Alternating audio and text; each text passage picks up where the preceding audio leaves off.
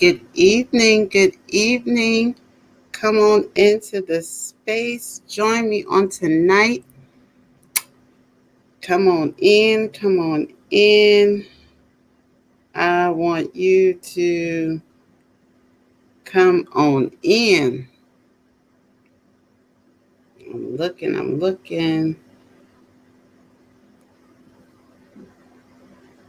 Let me see. Let me see. Come on in. Drop a comment. Let me know you're here.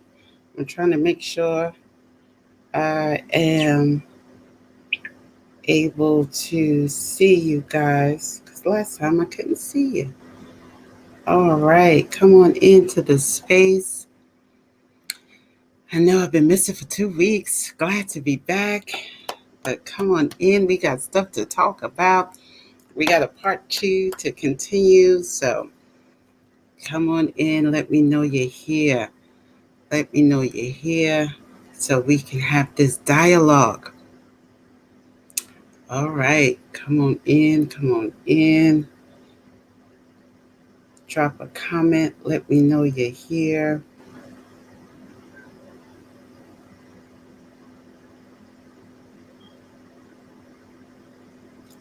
Let me know you can see me because I don't know if something's going on. Drop a comment. Let me know you're here.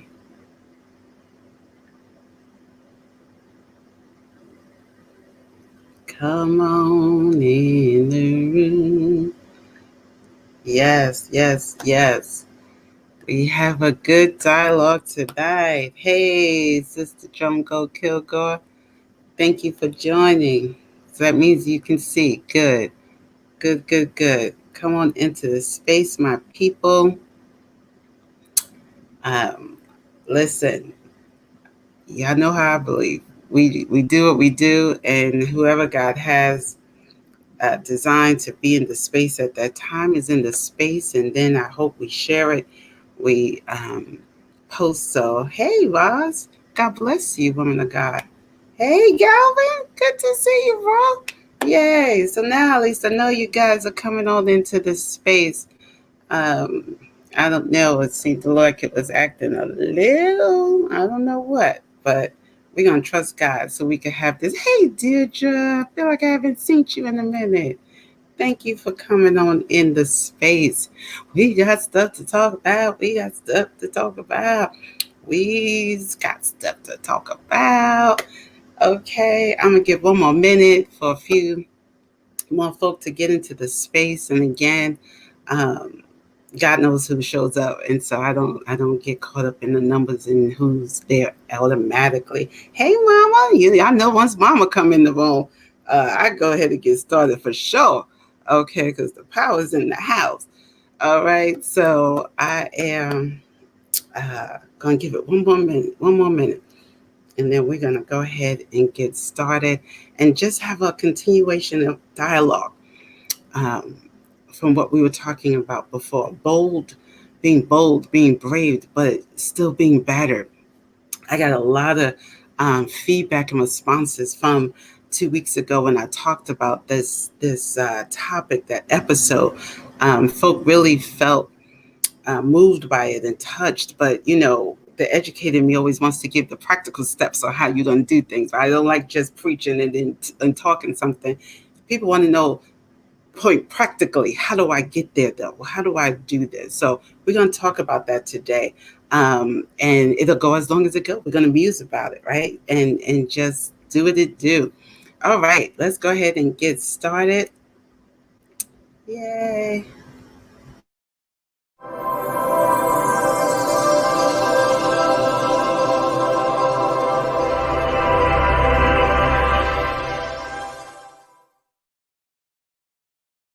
All right, welcome everyone to Tisa's Rants and Musings. It's another episode. I am glad that you are with me. I'm grateful that God has kept you thus far. 2 weeks ago was the last show, and we were talking about the topic bold, brave, but battered. And I was talking about the passage of Peter getting out on the water, and from him being about him being bold enough to get out onto the water to ask God. First of all, being bold. Let me just do a recap for those who might not have been on. Let me just do a recap, right? Last time we were together, I talked about Peter was bold enough to ask God if it was him, to put God to the test. If it's you, tell me to come out to you. Because they wasn't sure if it was Jesus. When Jesus revealed himself, he said, calm down, it's me, because they thought it was a ghost. And so Peter said, as Peter would, well, if it's you, tell me to come out to you. He was bold enough to ask God to tell him to come. Jesus said, well, come on then, right? Come on. So Peter gets out of the boat. He's brave enough to get out the boat. Then he gets out the boat, and as he starts walking to Jesus, okay, he sees the same winds that had battered the ship that he just got out of. See, the only reason that Jesus was still on the water is because they never made it to the shore, because the winds have been battering them, right? We talked about this. The winds have been battering them. And so they weren't making it to where their destination. So Peter sees the winds that was just starting up again, battering him now out of the boat. He has no shelter, and he gets afraid. He starts to panic, and then he starts to sink. And Jesus says to him, you guys know, you have little faith. Why did you doubt? In essence, Jesus said to him, why did you not think I would have you? But Jesus, he was close enough to Jesus for him to stick out his arm and pull him up. That's how close, hey, cousin, that's how close Peter was to Jesus. And I talked about how Peter thought the moment was about the miracle of walking on water, when for Jesus, it was about developing Peter's faith. It was about helping Peter to recognize that anytime he gets into a tight bind, anytime he gets into a situation where he thinks there's a possibility of death, he loses faith. So this week, what I wanted to talk about, and so part of this part two, is the same thing for us. We talked about last time, right? That many of us have gotten out of the boat. We've been brave enough. We've been bold enough to ask God for big things. But because it didn't go the way we thought it would, because we started to sink, even though God rescued us, we decided that trauma we never want to feel again. So we've been playing it safe. We stay in the boat. We don't get out the boat. We're now like in this long-term married situation where you're just roomies, but not necessarily really having much intimacy. You're not asking too much of each other. It's like it's the passion is gone, the fervor in your faith is gone, and you are kind of in the same rut of doing what you do. You go to church, you have a nice time, and you go home. God is calling us for more. He's calling for us to step out, right? This is the season that he's calling us to step out of the boat again, that he's calling us to be brave, and he's calling us to be bold again, right? So then how do we do this, right? And I talked about the fact that I can't swim, right? And I always, though, still push myself to go snorkeling. So let me tell you, y'all probably saw my pictures. I went to St. Croix on vacation, right? The whole time I wasn't sure if I was going to go snorkeling. I wasn't sure. And let me tell you how this God just put it all like this for me. I wasn't sure if I was going to go snorkeling this time. Why? Because this time I wasn't with the familiar people that I would typically go snorkeling with. Not with my ex-husband, and I'm not with my girlfriend Becky, right? Me and Becky, we neither one of us can swim. So I had a partner holding on to the raft. I had a partner, flailing around in the water with us, and we laughed and we had a good time. This time I was with someone who could swim. This time I was with someone who wasn't in the same space that I was in. So now I'm in an uncomfortable space where I'm literally now feeling like, okay, I don't have my familiar people around me, and I don't want to be a burden to this person, make her stay with me because I can't swim. Let her go enjoy and see and do. So maybe I just won't go out. Maybe I'll just stay inside the boat, take pictures and have a good time in the boat, but not stay out, right? Not go out, right? So I'm worried. I get on the boat, I tell the captain, well, I can't swim, so I don't know if I'm gonna get out there. And he kept saying to me, I got you. I got you. Don't worry about it. I'm going to take care of you. I'm going to help you be able to trust that you will not drown. And he kept saying this. And I'm like, yeah, okay, thank you. But I don't know. We'll see. We'll see. One of the other reasons that I was concerned about going out snorkeling is because the waves were pretty strong. It was a rocky boat ride. I don't know if you guys saw that footage I put up there of us on the boat going. It was a rocky boat ride, and it was so the waves when you're in the ocean and the waves hit you, that's a whole nother thing happening, right? So I'm like, this might not be the setting for me to be trying to learn how to still get out there and snorkel and not too sure what I'm doing and end up panicking every time the wave hit me. I don't know if I want to do it. And so what God started telling me about this whole thing, that when I started to reflect on it, because I did go out, I did the best that I've ever done. I stayed out the longest actually doing snorkeling than I've ever done before. And I felt good, but I still was like, after a while, okay, I'm good. I'm ready to go back now. Right. I still wasn't totally like, okay, just let me go and I can do this whole thing for an hour. I did my half hour. I felt good about it, and I went back in the boat. As I reflected on it, I was thinking like, okay, God, what are you trying to say to me? And he said to me, one of the reasons that we have issues getting back out the boat, right, is because God keeps putting us in situations that is not in our comfort zone. And so when we're not in our comfort zone, we start panicking. I start looking around. You start looking around for your crew. You start looking around for the same folk that you used to be familiar with. You start looking around for your people, but God is trying to take you to a different space. So because I'm not with my crew, I was ready to not even get out of the boat because I'm now in an uncomfortable space where I might be the only one out there not knowing how to swim, or I might be the only one and not have my familiar people I can lean back on. I'm ready to stay in the boat.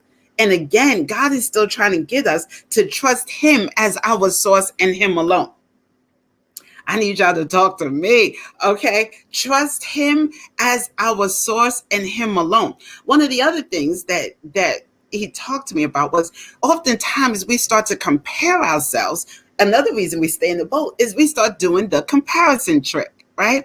We start comparing what God is calling us to do in our walk with God to somebody else's.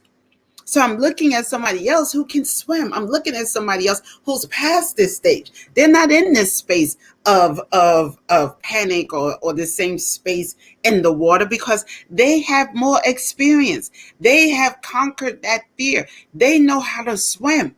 And oftentimes when you start comparing yourself to other people that you think are further along than you, or you think that God is really blessing them and doing it for them, you start to say, that listen, I'm just a nobody trying to tell nobody. And we start backing up, right? Because it don't look like, or we feel like we're too far behind somebody else. So we start backing up and saying, okay, my ministry doesn't look like their ministry. So should I even be doing this thing? And there's so many people out there doing this thing better than I can do it. Or there's so many people who started before me. I feel like I'm behind. When you start to compare yourself to other people, okay, you automatically are going to feel the trepidation, because that's a trick of the enemy. The trick of the enemy is to use comparisons to paralyze you, to use comparisons to make you feel inadequate, to use comparisons to make you feel like it's not for you, like it's for someone else, right? So we can't compare our lives to other people, because when we do, we don't have answers why God allowed this one to maybe get this and that. And it's a trick of the enemy to do that comparison.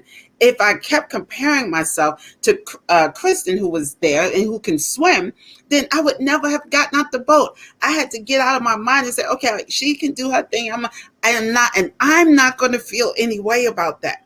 I am going to push past feeling any embarrassment or shame on the boat that I can't swim. And I'm going to go out and still do my best to have a good time and figure out how to do the snorkeling thing. This is what God is calling us to still get out the boat, even get out afraid, get out nervous, but not looking at nobody else, but only looking to Him as our source. So, but all of this takes trust in God. Many of us have faith, but we don't necessarily trust God. We have faith in God, but we don't trust God. And again, and we use these terms interchangeably oftentimes. We use the term faith, belief, hope, all interchangeably, right? But they are different. They're related, but they're different.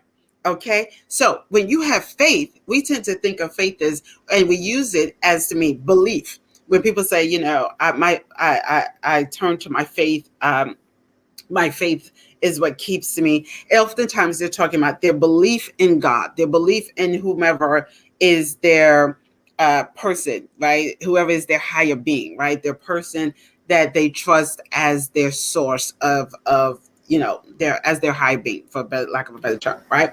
So that's what they mean, that there's this belief. So you have to have belief. You have to be able to believe if you're going to have faith. But also biblical faith has a deep, or the biggest element, I should say, of biblical faith is trust. Is the ability to trust God to do what God said He was going to do, to trust God to get out of the boat.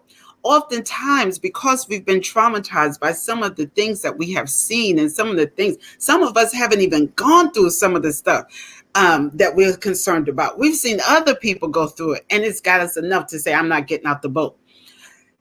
The trauma of all of that has kept us in the boat, right? And so here we are, and we're wondering, okay, should I get out? Should I not get out? And we're comparing ourselves, okay, and then we're wondering what should we be doing? Do we have faith? Or God wants us to trust Him, not just believe in Him. Many of us believe God. We believe God can do anything. But if you look at our lives, we really believe He can do anything for everyone else but us. We really don't believe it for ourselves. We don't put ourselves in that number of when we think about God doing the miraculous. We think of it for other people. When we think of God healing our bodies, we say, yes, God's a healer. But oftentimes, we don't believe Him for the miracle of that healing. We believe it for somebody else, but we don't necessarily have an anticipation that it's going to happen. We don't trust God to really do it. We don't know if He's going to do it or not. And we don't trust Him to come through. So we stay on the outskirts. You got to be able to trust God, and especially in the time of fear. Yes, we got to be able to trust God. But part of that trust, I talked about this the last time, is if you're going to get healed, right? And I'm talking about from the trauma of being battered, right? I keep saying that we can't minimize the walk. We can't minimize some of the, like we sing the song, I'm a soldier in the army of the Lord. Well, every soldier typically doesn't walk out of a war without some battle scars. So we don't want to minimize what can happen on the battlefield, okay? That sometimes we get injured, sometimes we get wounded, we get hurt, and it's something we don't want to ever have to experience again. But yet we're still called to this battlefield. And so we're hiding behind things so that we don't have to engage in the warfare because we're so afraid. That's what I'm calling post-traumatic saved disorder. When you've been saved long enough to have gone through so many things and so much stuff that you're a little shell-shocked now. Some of us are shell-shocked from going back into the building. Let's tell the truth. Some of us are shell-shocked from wanting to go back into the building for worship. Because when we start thinking about going back into the building, we start thinking about some of the woundedness that has happened in the space.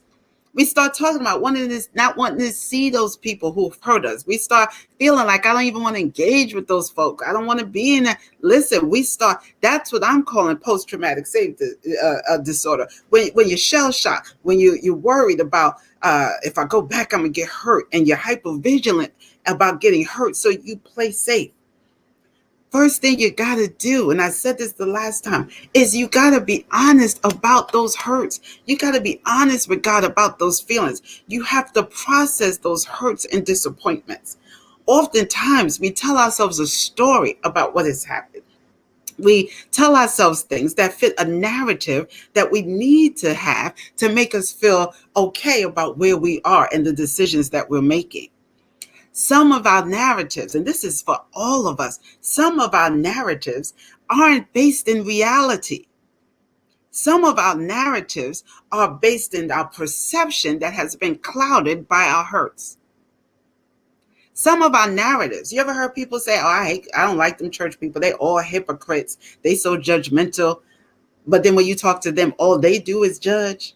And all they do is talk about other people. So in essence, that makes them hypocritical as well. Oftentimes, our narratives are really just projections of ourselves in the space. That's not to say you don't get hurt. Don't get me wrong. You got hurt, you got wounded, but our narrative around it oftentimes leaves out the fact that sometimes we have been the one who have caused some wounding. Okay. And sometimes that we have been the ones that have caused some hurt for somebody else. We tend to always take the victim stance. So you got to process the hurts and disappointments. Ask the hard questions. Was I wounded in this because of me? Was I wounded because my pride got hurt? What really happened? And God, what are you trying to teach me in the midst of this? When that happened, what was you trying to get me to see? You have to be able to process your hurts and your disappointments, because you can't heal if you aren't honest about your feelings. And I'm talking about honest with yourself, because God already knows the truth. He already sees our hearts. He already knows the lies that we're telling him and ourselves and everyone else. If you are going to heal, and the healing is part of the steps you need to take in order to trust God like he's called you to, you got to be able to heal, right? Because that is what's getting in the way, right? Peter needed to be able to heal from the embarrassment, the shame, and the fear that he experienced from sinking. He needed to heal from that. Just like we need to heal from when we've tried God and we felt like he let us down. When we tried to, and we thought we was doing everything he told us to do, but somehow it still didn't go right. We have to process those hurts and disappointments. I talked about that last time.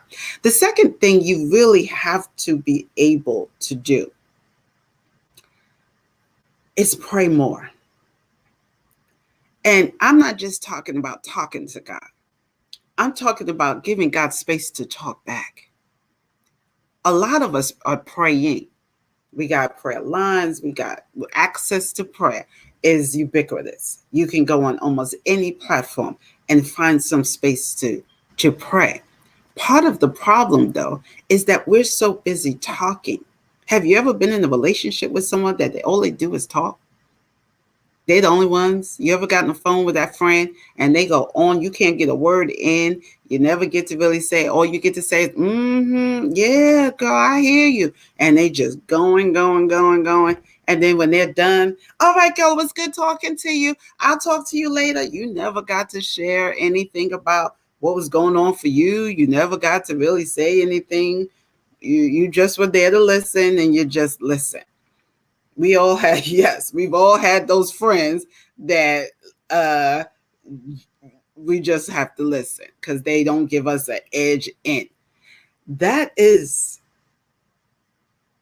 how oftentimes we experience prayer, where it's us constantly talking, us constantly petitioning God, us constantly just talking, but rarely giving God space to talk back. Rarely sitting in his presence and soaking in intimacy with God. just soaking in worship with Him, just meditating on His goodness, meditating on where you are, meditating on and just laying before God naked but not ashamed, being able to give over to God those hurts, being able to lay them. I want you to practice the next time you go into your prayer closet to just practice seeing, visualizing being at the feet of Jesus. And they better not be white. He better have some brass, bronze feet. Okay. But I digress. Sitting at the feet of Jesus, even laying prostrate at his feet, and one by one, unloading your cares, unloading your hurts, unloading your disappointments, and literally stacking them at his feet, stacking them at his feet. Okay, God, here's this. And you know what? Here's that. And then after you feel like you've finished giving it over to him, just lay in his presence. Just lay there, letting him deal with you, letting him minister to you, letting him fill you back up. Now that you've emptied yourself, letting him fill you back up with joy, fill you back up with healing, fill you back up with his balm of Gilead. I want you to try that if you haven't or done it before. Maybe you haven't done it in some time. This is how we create that intimacy. Intimacy is a two-way process. It's that into me see. You see God in a new way, and he sees you because you're not coming with airs. You're not coming with all your litany of requests and you just running it through and you're not, but you're literally waiting to hear him talk back. Something else you can do. I used to journal my prayers. I took a book, it was a prayer journal, and I just wrote my prayer out. I wrote my prayer out. I just wrote what I wanted to say to God. You ever had that person that because you didn't know all the time how the conversation would go, so you wrote them a letter? Yeah, well, you just write out your prayer. Write out your prayer. And then write out his response. Write out his response. You'll be surprised what that act will do. I have prayer journals when I look back and I look back at what God said in response to my prayer. And I stand in awe again of how he met me where I was, how he spoke to me, how he corrected me, how he corrected my vision, how I gave him my complaints and he gave me an answer back that helped me to see things in a different way, that allowed me to feel his presence. I didn't feel so alone anymore. I felt heard. I felt seen. I felt understood by God. I felt that peace that surpasses all understanding that you don't get from talking to nobody else. This is what intimacy with God is all about. It's not just us talking. It's us listening. It's us being in dialogue. It's us going back and forth. As you build that intimacy with God, your trust in him develops even more because you trust that you're hearing him. You trust that you're feeling him. You trust that he's with you. You feel in his presence. That's one of the biggest ways to develop your trust in God.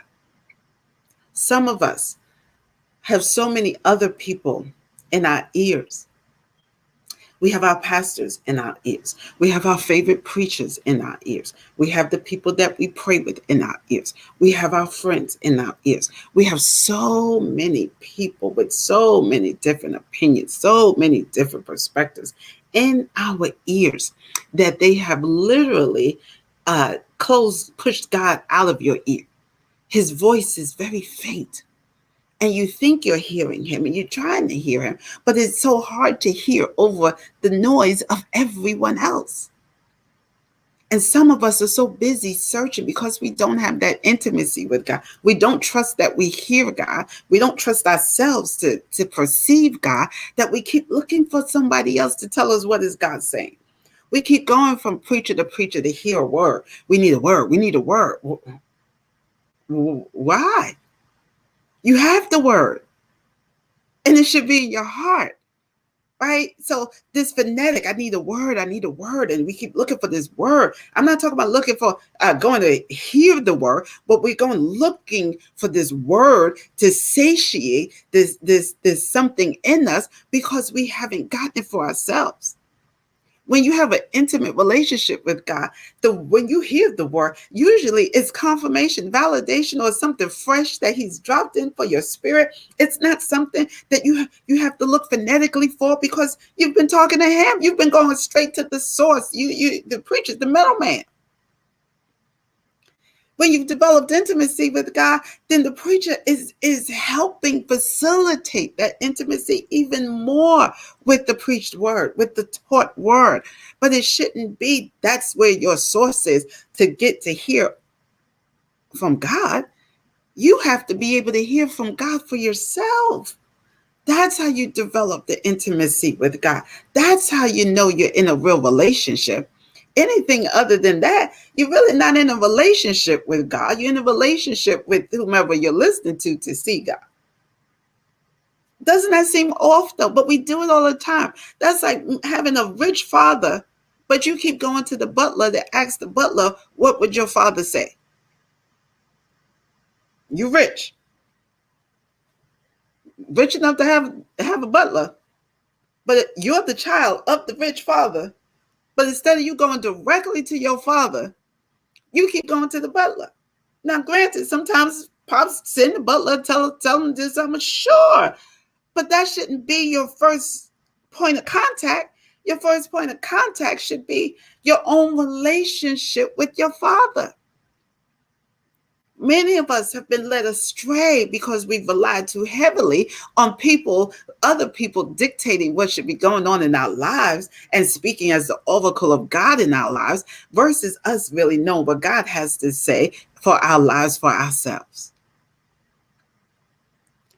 Third thing, I hope you're with me. You have to practice building your faith. This is not this is not one of those instances when you're struggling to trust God that you can just sit down and not try God. You have to take risk. You have to be brave. Joshua 1:9. Be brave and courageous. God tells us all the time. Why did we think one of the most popular commands from God and statements from God in the Bible is be not afraid? Why would God always tell us to not be afraid if we weren't going to encounter things that could make us afraid? He knew that we would have to encounter things that would spur fear. So that's why he tells us, he preempts it with, don't be afraid, I got you. Don't be afraid, trust me. Have faith in me to do who and be who I am. I want to be God in your life. I want to be a big God with the big G, not the little God. Okay, I want to be the big God with the big G. Some of us are treating God like the little G God. We're going to God for the things that we know we could get from anybody. But we don't ask God for the big stuff that can only come from Him. Like peace in the midst of the storm. Like the miracles that we need in our lives. We are still sitting in the boat and we're talking about it, but we're not really getting out. In order to grow your faith in God, in order to develop that trust with God, you got to live it out. You have to practice it. God can't be a light unto your feet and a lamp unto your walkway if you don't take any steps. God can't rescue you from sinking if you never get out the boat. God can't bring you to another level if you refuse to move. So you have to practice taking steps that you haven't taken before. You have to practice trusting God. Just like you get to a seat, when you get to a chair, you automatically look at the chair. If it got full of legs, most of the time we just go ahead and sit on it because we trust that it's a chair. If it's standing, that it then has the ability to hold us up. We put blinding trust in chairs and seats. We just go somewhere, we see a chair, and we sit down. We don't rock it ahead of time. We don't kick the legs ahead of time. Typically, we just go ahead and sit down in a chair. Have you ever been shopping in a store and you're waiting for somebody, so there's a chair and you just go ahead and take a seat? You don't inspect the chair. You don't turn it upside down to make sure all the screws are there. You automatically assume, because of your experience with chairs, that that chair is going to be who it's supposed to be, which is a chair, which means it's supposed to be able to hold you up. That's how we're supposed to be able to see God. That every time we get in a situation and we see God, we trust him like that chair. Okay, I'm in a new space, but I'm going to sit down in you because I'm going to let you be who you say you are. I'm going to let you be God in my life. I'm going to let you direct my path. I'm going to let you blow my mind. I'm going to let you do what you do best, and that is come through. Hallelujah. I am going to let you be God. I'm not going to give you, okay, like I talked about before, I'm not going to give you all these tasks. Okay, I need to be on the car, and I need to not to be on the grass. And if this is you, God, I'm not going to, then I need to see all these different things.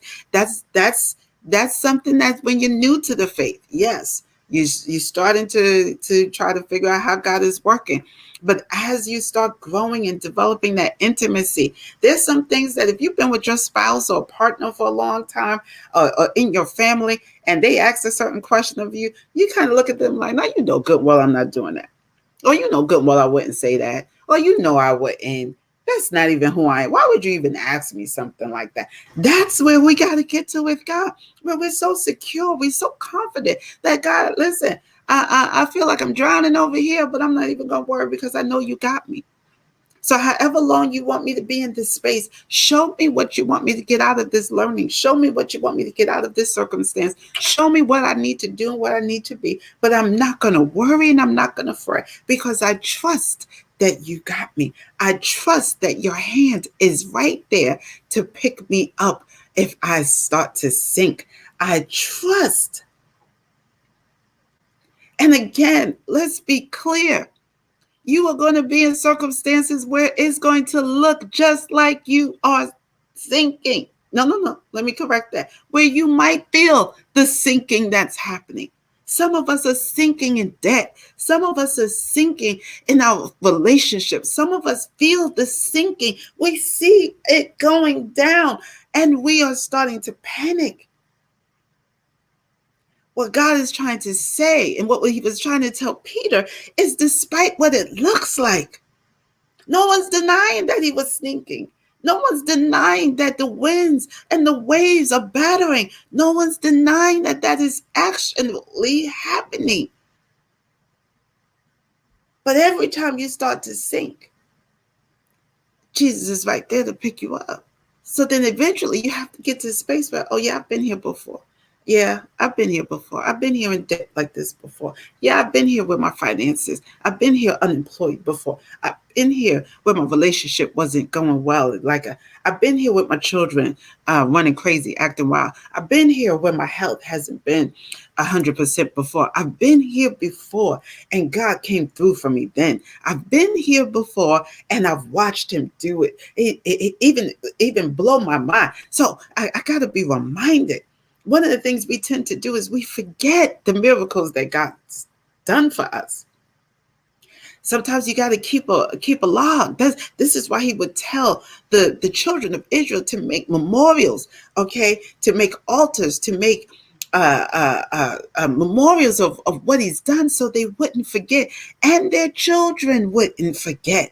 Some of us haven't even shared with our children the many ways that God has brought us through and provided for us and has picked us out of sinking waters and put us on steady ground and has been with us and has comforted us and has spared us and has done all this. We haven't even told the people in our families. We got to start sharing what God has already done. Yes, hallelujah.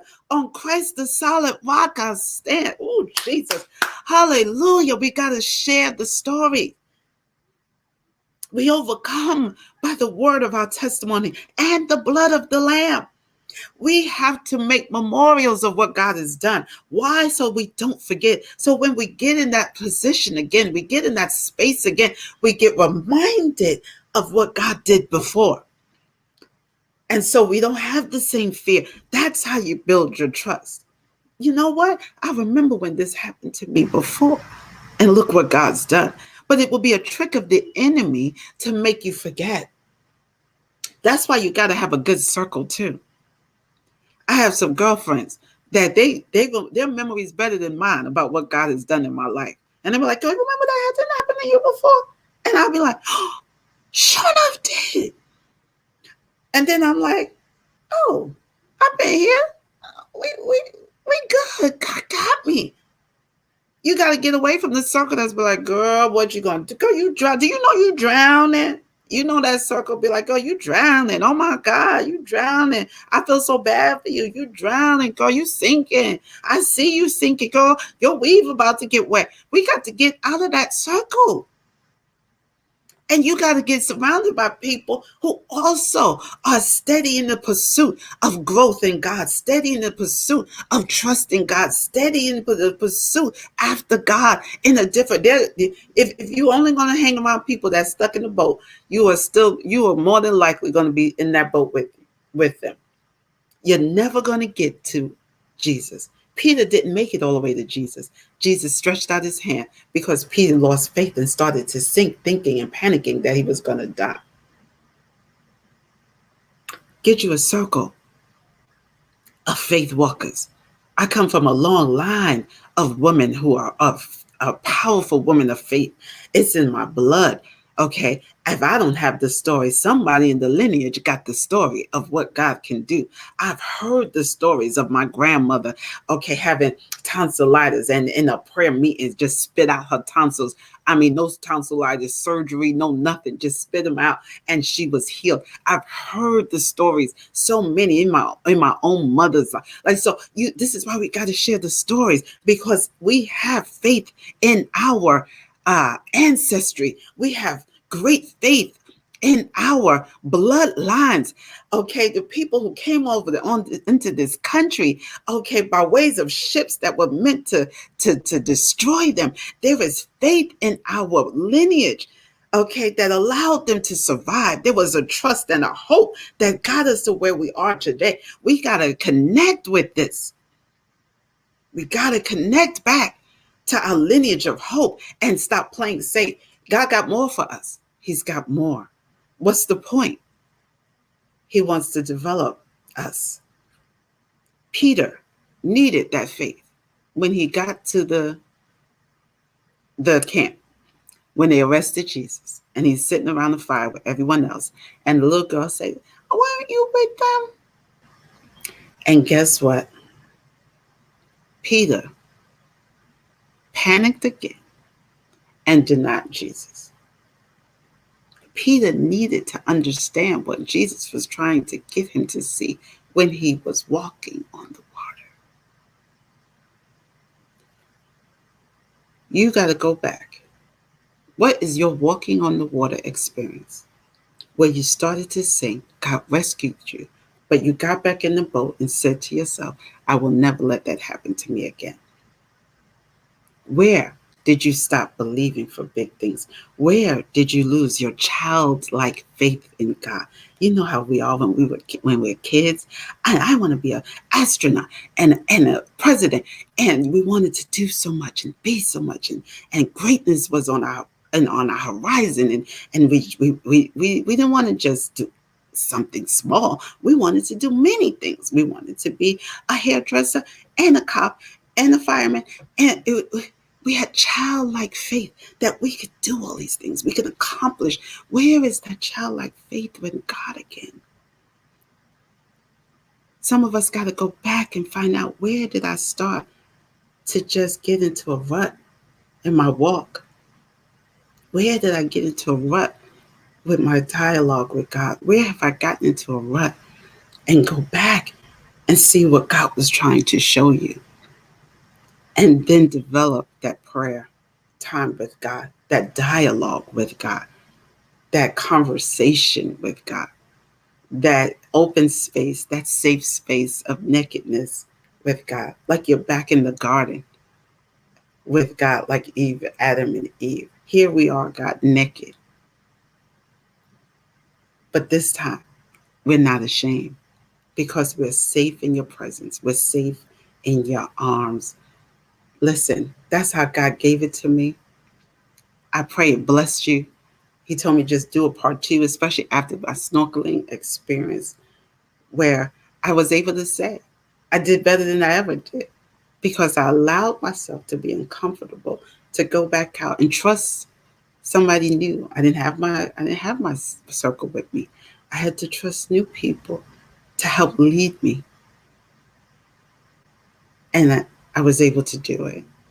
And so the next time I go, that time will be even better because you build your skills, you build in your faith, you build and you grow and you get better and stronger, and you get to be um, braver and more courageous.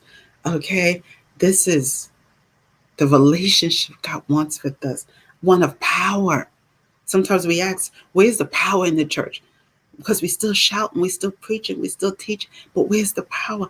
It's in us. It's still there. It's how do we start bringing it back out? And some of us is we got to heal. You got to heal. And healing is the children's bread, luckily. So eat up, darlings. Eat up the children's bread, okay? Eat up all the healing that you need in order to engage with God on a whole new level. I pray you've been blessed. Listen, I'm not going to belabor it. That's how He gave it to me. That's what He gave me. I'm glad to be back with you guys. I'm glad to be back in, still say that I'm in the number. Okay, continue to lift me up. I will continue to lift you up, but let's do this. We are in a dying world. Okay, so they need to be able to see God through us, and we don't want Him to see just anybody. We want them to see Him as the King of Kings and the Lord of Lords. We want them to see, Alpha and Omega. We don't want them to see just a little G God. We want them to see big God who can do big, great things. God bless you. I will see you next week, same time, same back channel. Share this with someone. Again, yes, to God be the glory. So glad to see some of you on. Share it on your page. Encourage somebody to grow in faith, to step out again, to be brave with you. Get you a circle and let's do it together. Come on, what are we going to ask God for this time? What crazy thing? What is the craziest thing you can think of to ask God to do and let Him do it? God bless you. I will see you guys next week.